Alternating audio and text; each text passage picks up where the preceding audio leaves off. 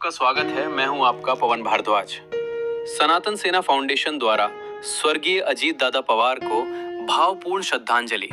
सनातन सेना फाउंडेशन द्वारा महाराष्ट्र के यशस्वी उप मुख्यमंत्री स्वर्गीय श्री अजीत दादा पवार जी को भावपूर्ण श्रद्धांजलि अर्पित करने हेतु एक गरिमामय श्रद्धांजलि कार्यक्रम का आयोजन किया गया।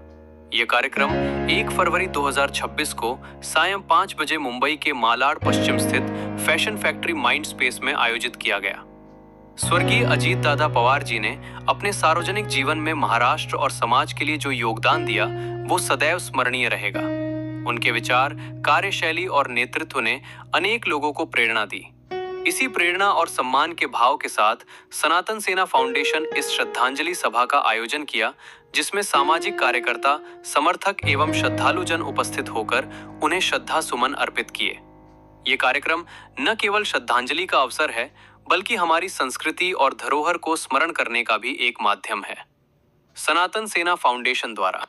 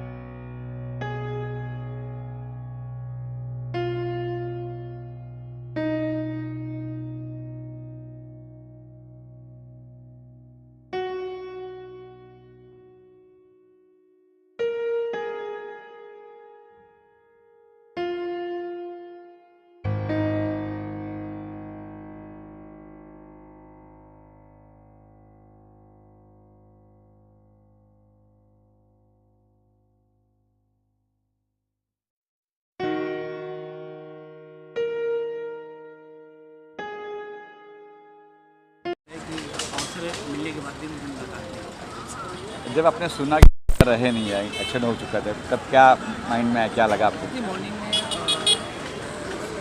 9:30 बजे का जो है चैनल पे घटना सुबह इस तरह की विमान दुर्घटना हो गई है जो है, तो ऐसे लगा कि जैसे होती है दुर्घटनाएँ हुई है इसमें, और जब थोड़ी देर बाद जो चलना शुरू हुआ कि दादा इस घटना में नहीं रहे जो है, तो बड़ा दुख हुआ कि हमने महाराष्ट्र का वो चेहरा खो दिया है जो महाराष्ट्र के विकास के लिए हमेशा खड़ा रहता था। दादा जो है महाराष्ट्र के लोगों के दिलों में थे जो है, और दादा का जो कार्य करने की शैली थी वो बहुत ही अलग थी। हमेशा लोगों के लिए अनुभव रहते थे और उनके हमेशा उनके मन में रहता था कि महाराष्ट्र के लोगों के लिए हम कितना कुछ कर सकते हैं। इतने बार मंत्री बने, वित्त मंत्री बने, उन्होंने अपने कार्यकाल में बहुत सारे काम ऐसे किए जो है जो महाराष्ट्र के विकास में मील का पत्थर था। आज कई लोग साथ में आए थे, नीरज जी देखा मैंने, प्रहलाद जी देखा मैंने, क्या कहेंगे सर? आज देखिए ये आयोजन जो है हमने, ये कोई पॉलिटिकल आयोजन नहीं था, ये हमारा संगठन है सनातन सेना, इसके द्वारा जो है दादा को श्रद्धांजलि दी गई जो है, क्योंकि दादा जो है हर व्यक्ति के दिल में थे, यहाँ कोई पार्टी विशेष का कोई महत्व नहीं था। और आज यहाँ इस कार्यक्रम में हर पार्टी के नेता आए जो है, हर तरह की संस्थाओं की मतलब लोग बिना बुलाए भी आए, तो आप ये समझ सकते हैं कि अगर कोई बिना बुलाए आता है तो दादा के प्रति उसका समर्पण कह रहा है। सर आज दादा रहे न हमारे बीच, क्या है? मैं सर्वप्रथम दादा के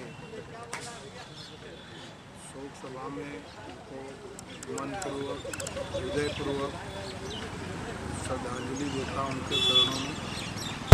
भगवान उनकी आत्मा को शांति दे और हमारे बीच से वो हीरा चला गया, ऐसे हीरे बहुत कम मिलते हैं। महाराष्ट्र का इतना बड़ा नेता कि मेरे पास शब्द नहीं है बोलने के लिए कि दादा का कद कितना बड़ा था।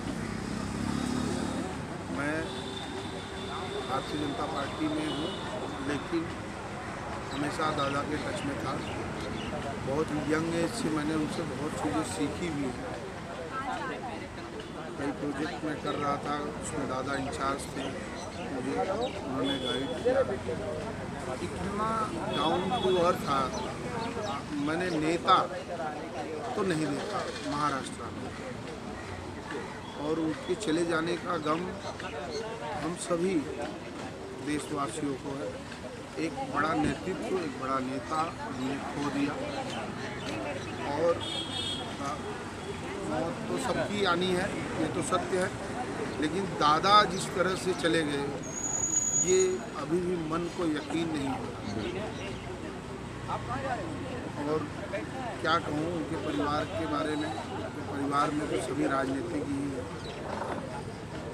उनके परिवार को इतनी बड़ी घटना से उभरने की हिम्मत दे। श्री राम भगवान के चरणों में प्रार्थना करता हूँ कि उनकी पत्नी को इससे उभरने की हिम्मत देता। अभी मैं उनकी पत्नी मुख्यमंत्री का शपथ ली है, मैं उनको भी शुभकामना तो नहीं दे सकता, लेकिन ये जरूर उनको आश्वस्त करना चाहता हूँ कि हमेशा मैं उनके साथ रहूँगा दादा की वजह से। और दादा का नेतृत्व, अगर किसी को राजनीति में सीखना हो तो दादा के साथ जिन्होंने काम किया है उनसे बात करके वो सीखें कि ज़मीनी आदमी को कैसे अपना बनाया जाता है। कभी भी कहीं भी मिलते थे, अरे जीवन घेतला काय, हाँ चाय पीला काय, नाश्ता केला काय, खुद न करना और दूसरों को कराना। और मतलब एक अलग, मैं भी क्या बताऊँ, मैं भावुक हूँ थोड़ा, इसलिए बता नहीं सकता। मतलब एक अलग लेवल का नेता था हमारा। और कहा जाए तो देवेंद्र जी, हमारे मुख्यमंत्री साहब, हमारे शिंदे साहब, सब उनकी बात मानते। इतना सीनियर कैडर और इतना शार्प डिसीजन मैंने किसी नेता को अपने जीवन काल में तो लेके नहीं देखा। मैं दादा के पुनः उनके चरणों में श्रद्धांजलि अर्पित करता हूँ और कुछ दादा से सीख सका तो भविष्य में उसका प्रयत्न जरूर करूँगा। Thank you. महाराष्ट्र के उप मुख्यमंत्री और एक ज़बरदस्त कर्तृत्ववान, एक विजन लेके चलने वाला एक बड़ा नेता, आज महाराष्ट्र का नेता जो है आज गुजर गया है। और ये महाराष्ट्र का बहुत बड़ा नुकसान हुआ है, ये हम सब जानते हैं। जिनके पास वक्तृत्व, नेतृत्व और कर्तृत्व, ये दोनों बातों की संगम उनके पास था। और ऐसा एक नेता आज अपने से चला गया है, इस बात का तो पूरे महाराष्ट्र में दुख है। नो डाउट मैं भी अभी इमोशनल हुआ हूँ। बहुत बड़ा नेता अपना चला गया है। पता नहीं आदमी का क्या हो सकता है, भरोसा नहीं है हर आदमी का, मगर नुकसान तो काफ़ी हुआ है। और कुछ दिन पहले उनके OSD, उनका मुझे फ़ोन आया था और वो मुझे मिलना चाहते थे। और जैसे इलेक्शन ख़त्म हो जाता है, जब मेयर, मुंबई का मेयर जब बैठेगा, उसके बाद उनकी मेरी मीटिंग देवगिरी के बंगले पे थी। मगर पता नहीं है आज भगवान को क्या मंजूर है, मेरी मुलाकात कभी हुई नहीं थी। मैंने लंबे से उनको कई बार देखा था, मगर उन्होंने मुझे बुलाया था क्योंकि मेरे कई वीडियोज़ जो है काफ़ी वायरल होते रहते हैं, तो उनको मुझे मिलने की तमन्ना थी। ये कितनी बड़ी बात है, कितने डाउन टू अर्थ है, और सबका काम जो है मैं देखता हूँ, करता हूँ, ऐसा नहीं होता था। जो भी काम है सामने ही फ़ोन करके उसकी प्रॉब्लम को सॉल्व करने की कोशिश वो करते थे। हमने देखा है, पढ़ा है, वीडियो में हम लोग देखते रहते हैं, और ऐसा नेता आज चला गया है, ये महाराष्ट्र का बहुत बड़ा नुकसान हुआ है। इसलिए क्या है, मंजिल मिले या ना मिले ये तो मुकद्दर की बात है, हम कोशिश भी ना करें ये तो गलत बात है। ज़िंदगी ज़ख्मों से भरी है, वक्त को मरहम बनाना सीख लो, हारना तो है एक दिन मौत से, फिलहाल ज़िंदगी जीना सीख लो, जीना सीख लो। बहुत बहुत धन्यवाद। Thank you sir. कार्यशाली रहा और जिस तरह उन्होंने काम किया, उनके वक्तव्य जो हुए हैं वो ज़रूर सुना, और मुझे लगा कि हमारे लिए एक बहुत ऐसा क्षतिपूर्ण हुआ है कि ये क्षति का भरपाई तो ऑब्वियसली नहीं हो सकता है। इनका सब्स्टिट्यूट कभी नहीं रहा पॉलिटिक्स में, ये अपने दमखम पर अपने तरीके से राजनीति करते रहे, और मुझे बेसिकली बहुत पसंद है दादा, और ये बहुत ही दुखद और क्या कहूँ मैं, रुदन स्वरूप होता है, क्योंकि इनकी राजनीति से इतने जल्दी चले जाना हम लोग के लिए सच में ये अभागापन है, एक बॉम्बे की राजनीति, महाराष्ट्र की राजनीति में और देश की राजनीति में सर, कि हमारा ये दुर्भाग्य रहा कि हमने अजीत दादा को खो दिया। तो मैं भावभीनी में श्रद्धांजलि देना चाहूँगा, और ज़्यादा क्या कहूँ उनके बारे में। सर्वप्रथम मैं दादा को श्रद्धांजलि अर्पित करता हूँ, और दादा के बारे में एक चीज़ बहुत ही एडमायरेबल है कि उनकी कार्य करने की क्षमता और उनकी शैली, जिस शैली से वो काम करते थे और जितना मेहनत करते थे, सुबह 6 बजे मंत्रालय पहुंच जाना, फाइलों को देखना और अफसरों को कैसे काम कराना है, अफसर के नर्व्स को अगर कोई नेता समझता है इस देश में, वो कहानी जो है अजीत दादा थे, और वो बराबर काम कैसे करा के लेना है वो करा के लेते थे। सुबह 6 बजे मंत्रालय में पहुंच जाना, देर रात तक काम करना, दादा के कार्य की जो शैली थी और जनता की नब्ज की जो पकड़ थी उनकी, वो विस्मरणीय है। वो मेरे ख्याल से कुछ ही नेताओं में ये गुण है। तो मैं पूरे महाराष्ट्र को, पूरे देश को एक तरह से जो क्षति पहुंची है ये अपूरणीय है, इसको पूर्ति नहीं की जा सकती है, और मैं दादा को बहुत बहुत श्रद्धांजलि थैंक यू। करूँगा कि रहने को सदा शहर में आता नहीं कोई, तुम जैसे गए ऐसे जाता नहीं। महाराष्ट्र की राजनीति में एक अमिट नाम रहेंगे दादा। उनकी जो राजनीति थी वो बहुत ही स्पष्टवादी थी, जो भी कहना रहता था, जिसको भी कहना रहता था वो सीधे तौर पे, साफ तौर पे, मुंह पे कह देते थे। इस तरीके के छवि वाले नेता बहुत कम राजनीति में देखने को मिलते हैं। ये हमारा सौभाग्य था कि महाराष्ट्र की राजनीति में वो इतने सक्रिय और इतने बड़े नेता बने। मैं अंतिम वाक्य यही कहूँगा कि दादा जहाँ भी हैं, ईश्वर उन पर अपनी शरण में ले, बस इतना ही कहना।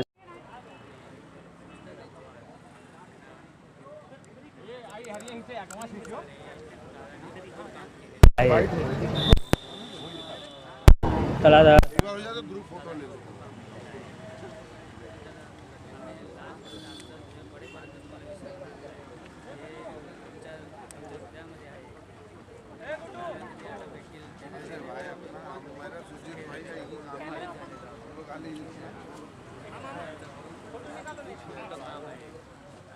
हमारा युवा कर्मठी सनातनी है, बहुत मेहनत करता है। क्या नाम है बेटा? आकाश सिंह। आकाश सिंह। मैं भाईंदर रहता हूँ।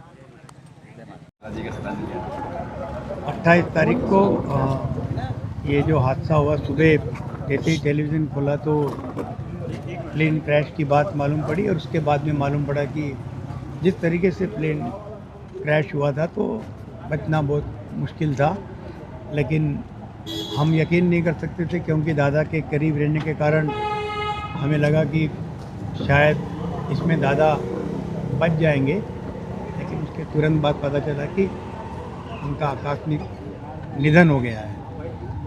और ये बहुत बड़ा लॉस हुआ है महाराष्ट्र को। आपने देखा होगा कि जो जन सैलाब उस दिन था बारामती में, 8 लाख से ज़्यादा लोगों के आँख में आंसू थे।